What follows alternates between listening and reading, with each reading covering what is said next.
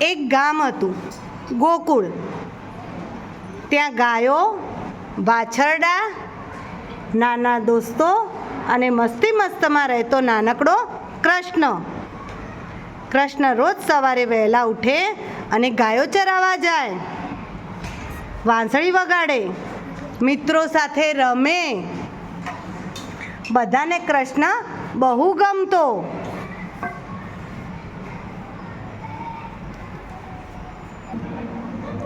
એક દિવસ ગામમાં બધા ભેગા થયા. બધા ભેગા થઈને ચર્ચા કરતા હતા. ત્યારે એવું નક્કી થયું કે બહુ દિવસથી વરસાદ નથી. ઘણા વર્ષોથી પાણીના તળાવમાં પાણી સુકાઈ ગયા છે.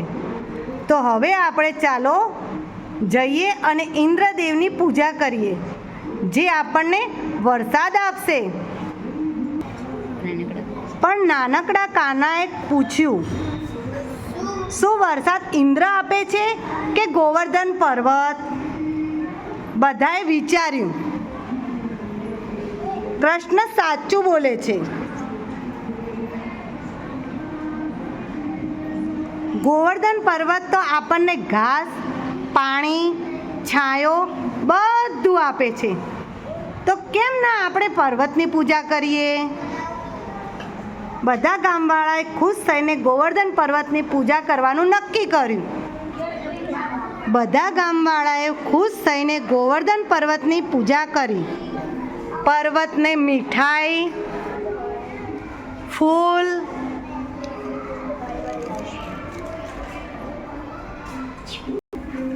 દરેકને પ્રેમથી ભેટ આપી.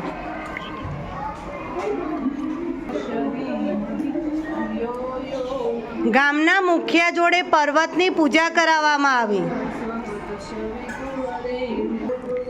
આ રીતે ગોવર્ધન પર્વતની પૂજા કરીને પર્વતને રીઝાવા લાગ્યા લોકો. આ બધું જોઈ રહ્યા હતા ઉપરથી ઇન્દ્રદેવ.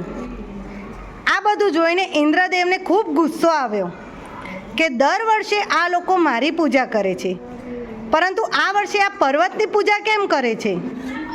હું કંઈક કરું તો ગામવાળાને ખબર પડે કે પૂજા મારી કરવાની છે.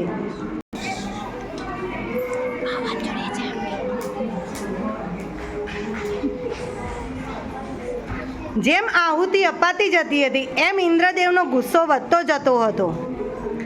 હવે એમને નક્કી કરી દીધું કે મારે આ લોકોને સબક શીખવાડવો પડશે.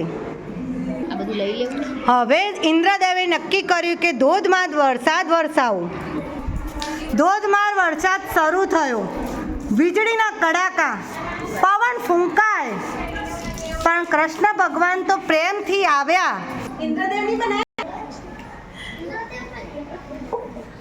કૃષ્ણ ભગવાન કહે, ડરો નહીં, હું છું ને. અને જાણો તો શું કર્યું? કૃષ્ણ ભગવાને આખો પર્વત એક આંગળી પર ઉંચકવાનું શરૂ કર્યું. તેમને એક આંગળી પર આખો પર્વત ઉંચક્યો. જેમ બાળક છત્રી પકડે એ રીતે. અને કહ્યું, ચાલો બધા મારા નીચે આવી જાઓ, અહીં સુરક્ષિત રહેશો.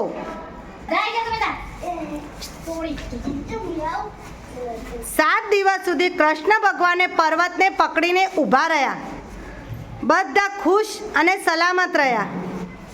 ઇન્દ્રદેવને સમજાયું કે કૃષ્ણ તો સાચે ભગવાન છે. પ્રેમ ભર્યો, ધૈર્યવાન અને સૌના રક્ષણ કરતા એવા કૃષ્ણ ભગવાનને ઇન્દ્રદેવે વંદન કર્યા. ઇન્દ્રદેવે ભગવાનને વંદન કરીને માફી માગી અને વરસાદ બંધ કર્યો. જ્યારે આખા ગામમાં આ પાણી ધીરે ધીરે ઓસરવા લાગ્યા અને પહેલાંના જેમ શાંતિથી બધા પોતપોતાના ઘરે ગયા.